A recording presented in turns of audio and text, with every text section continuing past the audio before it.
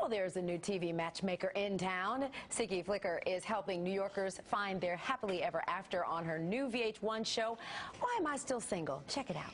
I've got a surefire way to discover their real issues. I call it date valence. I send them out on an intimate test date, and my twin stylists, Jen, Jamie, and I watch it unfold from hidden cameras. I hope you're here for me. How you doing? My name is Electric Jesus. You can call me out too. Okay. Oh gosh. And Siggy is here. We're all like in shock over this man's hairstyle. I mean, what I love is that? him. Okay. You love him? There is a lid to every pot. Okay?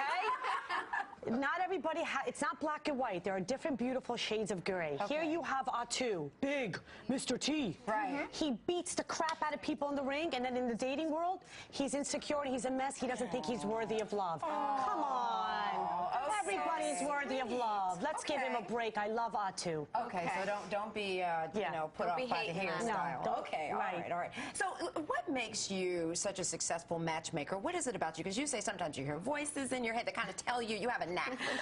I hear voices, yes. Within 3 to 5 minutes, I could usually, my intuitive feelings have always been right on. Ever since I was a young girl, everybody was always calling me for advice. And you know what?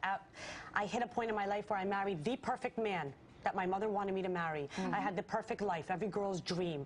I lived in a country club community. I was married to a gorgeous man. We had 2 beautiful kids. And at the end of the day, we grew apart. And there was no chemistry. There was no passion there. And I said, what do I do now? Now I got to practice what I preach to everybody else. So it was like I had that courage of conviction, and I went out there and I actually took my advice and all my rules and applied it, and it worked for me. I'm getting married this year. I've been with this guy for 6 years. I'm crazy about him.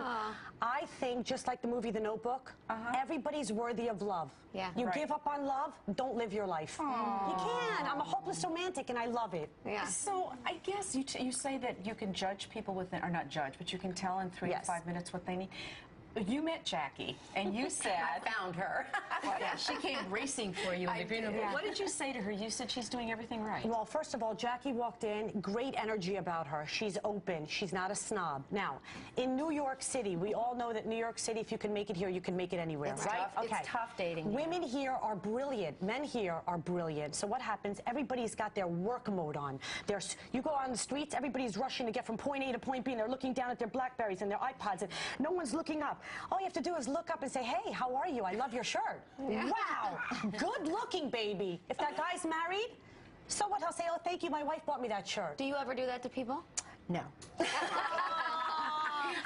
a little shy when it comes to making the first move. That's the only thing about her. Everything about her is perfect, but I'm saying you have nothing to lose. Everybody fears rejection. Guess what? A man's rejection is God's protection. It is. Yeah. A woman's say that again.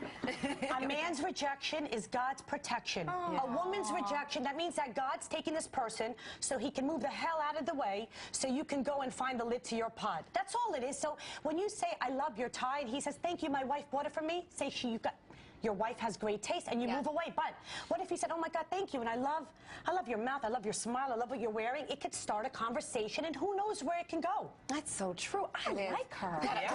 Jackie. So what do you think about all these celeb couples that don't get married? Do you think it's a good idea, or do you think it's the wrong move? Like I said with Atu, nothing is black and white. I love people who come across like a George Clooney who says, I don't want to get married. Yeah. So now if you're going to be with a man like George Clooney, you know what you have to do? You have to know how to spell Bob backwards. That means that you have to be smart enough not to get into that relationship and then go look for a wedding dress, because he already laid it on the line. Right. Yeah. It worked. It's expectations then. Yes. We have expectations that are way out of control. Not everybody needs to get married. Not everybody should have children. Yeah. It's fine. Goldie Hawn and Kurt Russell, beautiful. I applaud them. George Clooney, Cameron Diaz, don't want to get married. So why do they have to get married? Why is it? Live your life. There's so much pressure out there just to get up and look good and put on your lip gloss and put on your pants and go make. I gotta break the bacon, fry it up in the pan. Why do we have to pressure ourselves to get married? No, See, I like her. Right. You and I are hanging out, and she's going to take me out and set me up on some, right? You and I are going out. Okay, you heard it here. You heard it here. Thank you, Siggy. Watch Why Am I Single? It airs Sunday nights at 11 on VH1. Thank you, and we'll see you back soon. Thank you so much. And we have people I want to ask you questions on our chat, okay? Can you stay in chat for a second? Let's chat. So come chat with us at NewYorkLiveTV.com. Rob will help you. Your buddy Rob over there. Rob, I love you. Now coming up, Ben Aaron gets some fashion tips from Staten Island's most stylish 91-year-old lady. Plus, we'll take a look at a few outfits perfect for your work time wardrobe. And they might just be Hollywood's most pampered. We're talking celebrity dogs, of course. Do you have any pets? No, I'm allergic. Oh. But I am going to get a poodle because I heard that that's good for the kids.